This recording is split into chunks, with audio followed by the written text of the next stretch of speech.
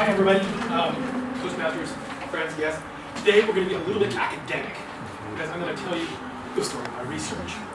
Everybody here has a family member, maybe it's your father, your mother, your grandfather, and they tell the wild story.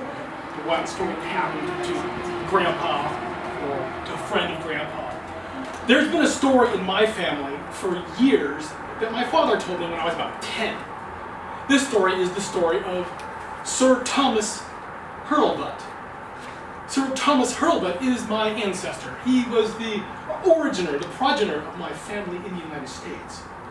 And he's always been a mythical character. I don't know anything about him, and my dad told me about him. He told me this very funny story. He said that other people repeated this story. It goes something like this. I'll tell you the story that they told me. So, there's this guy. He lives in Scotland, and he is a blacksmith. And he's a poor guy, and maybe in debt because he's a gambler. So, to get out of debt, he goes to America to avoid paying his debt. And when he's in America, sometime around when the Pilgrims were there, he was lonely and wanted to go meet some Indian ladies because there were no ladies there. And he went chasing after some Indian lady, and the father of this Indian lady got angry and chased him off and shot him in the ass with an arrow. And this arrow hit him in the rear end, and he could never remove the arrowhead from his bottom for his whole life. And he continued to live. He went on to have children, etc. Because, of course, we're his relatives, so he had children. And so he walked with a distinct limp his whole life, like this.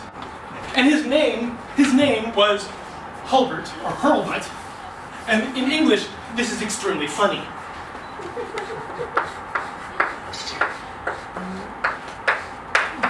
Made of two words, hurl, but,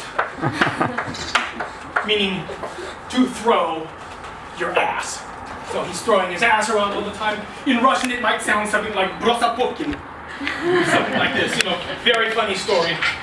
And so that was the story. Ha ha ha, our ancestor was this funny guy. But of course, as a student of history, I've wanted to do research on this my whole life. I didn't do research just for this particular project, but I've been studying the Hulbert family history my whole life. And today I'm going to tell you about 3 moments in that study, because I've got so much more to tell, but I can only tell these 3 things because I've only got 7 minutes.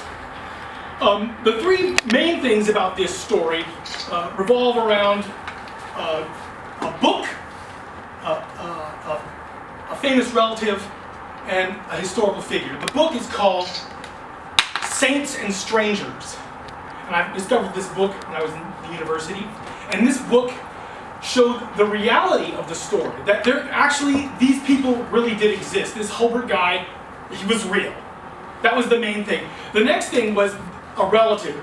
I discovered through a very strange path that I have a relative named Philander, who lived in the early part of the 19th century, who was a family historian, and he gave actual facts about our ancestor Thomas Hulbert, his date of birth, how many children he had, proved that he actually existed. And the final one, which I discovered only recently, was a historical character named Lion Gardner. Lion Gardner was an Englishman, and he wrote a journal, and he was probably the first military engineer in what became the United States. And he wrote a story, and he knew my ancestor personally. And this story I'm going to tell you today ends with him. Let me start with Saints and Strangers, a book written in about 1945 by a guy named George Williams.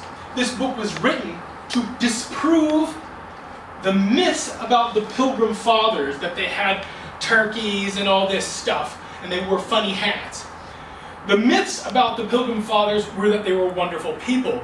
The truth about the Pilgrim Fathers is that they were thieves, they stole from the Indians, they were paranoid, they wouldn't drink water because they thought it was bad for you, so they only drank beer. They were religious fanatics, and they tried to convert the Indians, and they didn't even notice that some of the Indians already spoke English. And among other things, these were basically failures. These people were horrible people. They were terrible. And one of the things about them that I noticed that things were not all hunky-dory, things were not all wonderful, and that in relation to my family, this guy who didn't have a wife, who may have been looking for Indian girls, probably had a good reason, because there were no women. The next one I want to talk about is my relative Philander Hulbert, who lived from 1820 to 1851 on an island in Michigan. This guy is actually not related to me.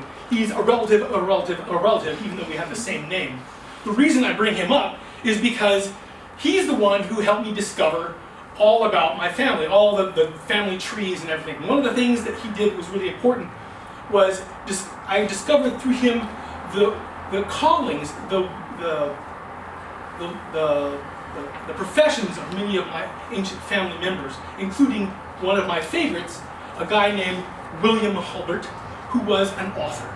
And he wrote a book called White Pines on the Tequamanon, about the logging history in the early part of the 18th century. Great. And from him we discover basic facts about the Hulbert family. They are as such. This Hulbert guy was a real guy, and he was born in England in 1588. And he came to the New World somewhere between 1630 and 1637, and he was not a blacksmith, he was a soldier. Another thing about him was that he had 6 children, all boys, and my family comes from the 4th child, Joseph. Another thing about him was that he was a soldier, a freeman. He was not a servant. He did not come to absolve himself of debt.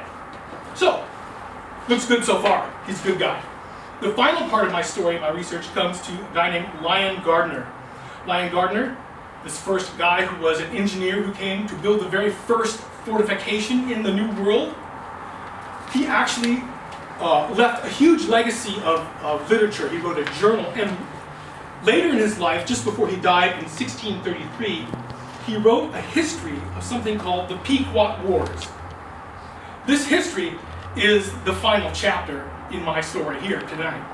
This history tells about his personal relationship with the Native Americans at that time, and how he and the people around him in the Sabre community massacred every single last Indian in that tribe. The first genocide on the American continent. My relative part of that. So it's not the funny story that we started out with about the guy with arrow in his ass. It's a guy who gets shot in combat. It's a very complex story. These were not nice Indians, and they were not all bad. Some Indians were fighting against other Indians. White people were fighting against white people. It's a very complex story that I can't get into right now. But the bottom line is, wow, I just discovered a whole different world about this story. This funny story that's been in my family for generations is not true, but only partly true. And the reality is much different and much more interesting, I think. So, to summarize, I'm a 12th generation Hulbert. One of the last. I only have daughters, so I will not have sons to pass on this story. Maybe good. But there are between 35,000 and 38,000 other Hulberts in the world, in the United States, abroad, and now here in Russia. And we're going to pass on our legacy, our history, to you. Ladies and gentlemen, thank you.